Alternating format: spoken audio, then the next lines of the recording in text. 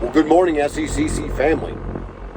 Yesterday we read through our first entire book in one reading, and we have gone through quite a few so far. We got 66 total, and we are rolling through this journey through the Bible. Hopefully by the end of the year, we will knock this out, and it'll be here for generations to come, hopefully, and maybe we can change lives through it. Maybe this is starting to change your life.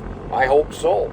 But today, we are starting into 1 Samuel. We are going to hear how Samuel is born. And it's a pretty awesome deal. It is really awesome. Stick around.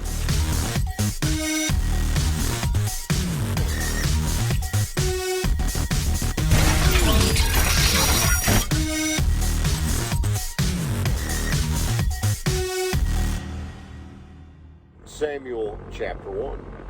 There was a certain man of Ramathaim, Zophim, of the hill country of Ephraim, whose name was Elkanah, the son of Jeroham, son of Elihu, son of Tohu, son of Zoph, an Ephrathite.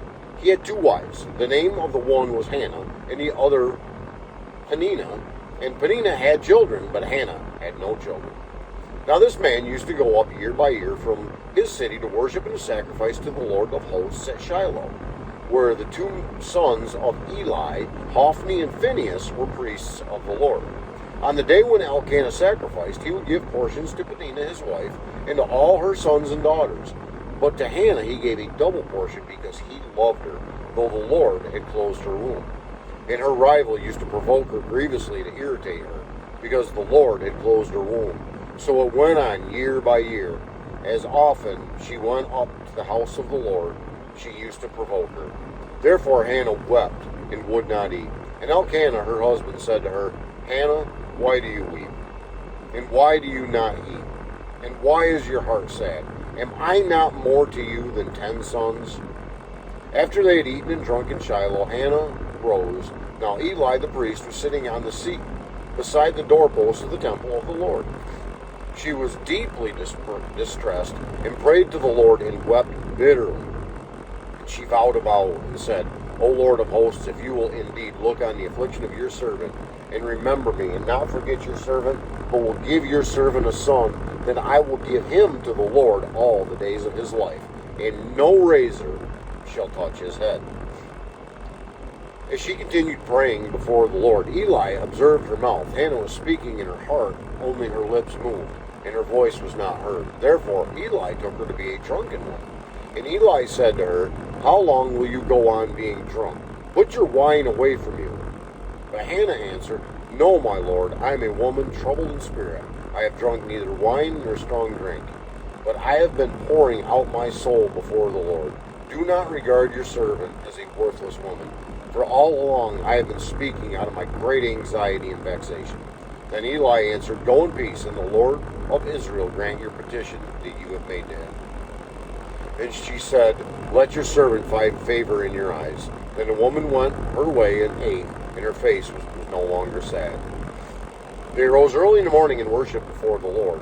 Then they went back to their house at Ramah. And Elkanah knew Hannah his wife, and the Lord remembered her. And in due time Hannah conceived and bore a son. And she called his name Samuel, for she said, I have asked for him from the Lord. The man Elkanah and all his house went up to offer to the Lord the yearly sacrifice and to pay his vow. But Hannah did not go up, for she said to her husband, As soon as the child is weaned, I will bring him, so that he may appear in the presence of the Lord, and dwell there forever. Elkanah her husband said to her, Do what seems best to you. Wait until you have weaned him. Only may the Lord establish his word. So the woman remained and nursed her son until she weaned him. And when she had weaned him, she took him up with her, along with a 3-year-old bull, an ephah of flour, and a skin of wine. And she brought him to the house of the Lord at Shiloh. And the child was young. And they slaughtered the bull, and they brought the child to Eli. And she said, O my Lord, as you live, my Lord, I am the woman who was standing here in your presence praying to the Lord. For this child I prayed, and the Lord has granted me my petition that I have made to him. Therefore I have lent him to the Lord. As long as he lives, he is lent to the Lord. And he worshipped the Lord there. 1 Samuel chapter 2. And Hannah prayed and said, My heart exalts the Lord. My horn is exalted in the Lord.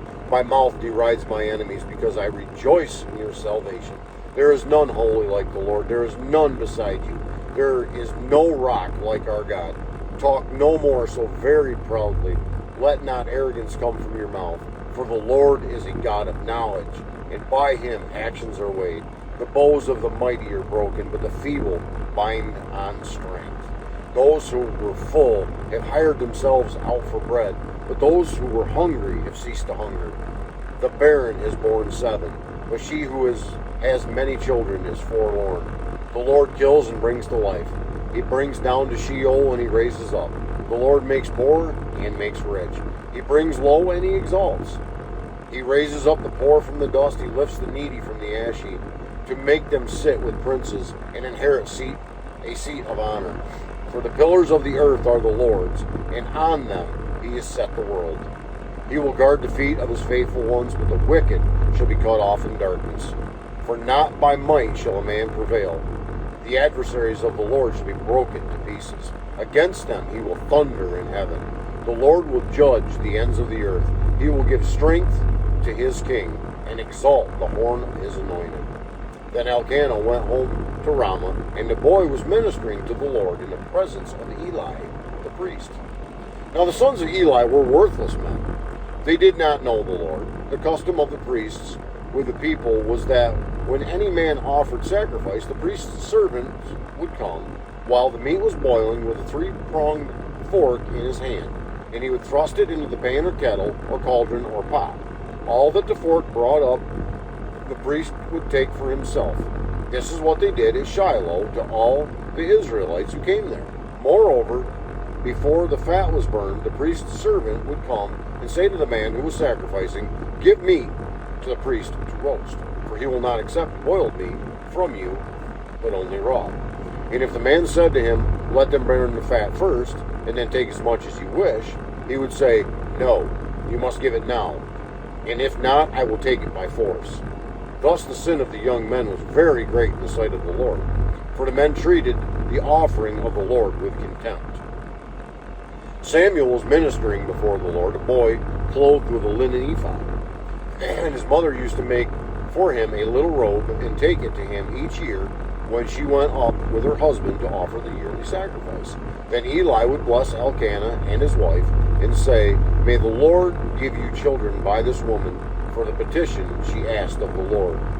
So then they would return to their home. Indeed, the Lord visited Hannah, and she conceived and bore 3 sons and 2 daughters. And the boy Samuel grew in the presence of the Lord. Now Eli was very old, and he kept hearing all that his sons were doing to all Israel, and how they lay with the women who were serving at the entrance of the tent of meeting. And he said to them, Why do you do such things? For I hear of your evil dealings from all the people. No, my sons, it is no good report that I hear the people of the Lord spreading abroad. If someone sins against a man, God will mediate for him. But if someone sins against the Lord, who will intercede for him? But they would not listen to the voice of their father, for it was the will of the Lord to put them to death. Now the boy Samuel continued to grow both in stature and in favor with the Lord, and also with man. And there came a man of God to Eli, and said to him, Thus says the Lord, Did I indeed reveal myself to the house of your fathers when they were in Egypt, subject to the house of Pharaoh? Did I choose him out of all the tribes of Israel to be my priest, to go up to my altar, to burn incense, to wear an ephod before me? I gave to the house of your father all my offerings by fire from the people of Israel. Why then do you scorn my sacrifices and my offerings that I have commanded for my dwelling, and honor your sons above me by fattening yourselves on the choicest parts of every offering of my people Israel? Therefore the Lord, the God of Israel, declares, I promised that your house and the house of your fathers should go in and out before me forever.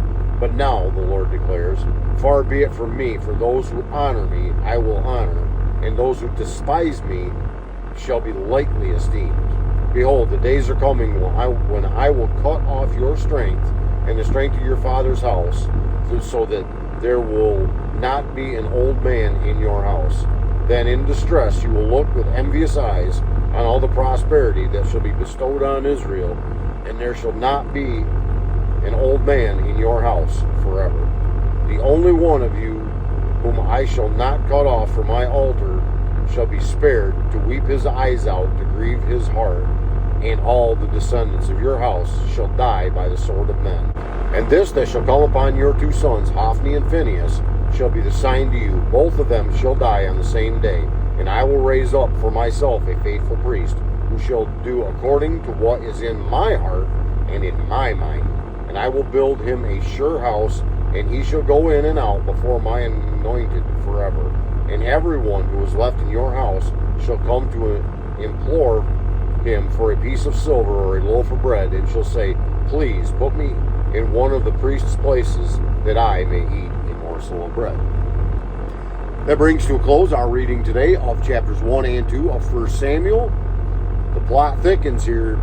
Again, now that the Exodus is over and Israel has its place and all that, we get so many accounts of what they do going forward. It's just storyline after storyline after storyline. It's great reading. So I would ask you just continue to stick around for these daily readings. I would ask, if you have not been here very long, maybe you're not a subscriber, that you would subscribe, that you'd hit the like button, comment down below. All that stuff is definitely important to the channel. So I would ask that you would do that, and that we would build a good community around this daily Bible reading. But until we meet again tomorrow, I would ask the Lord richly bless you. Yes, you. Have a great and godly day. I'll see you in the morning.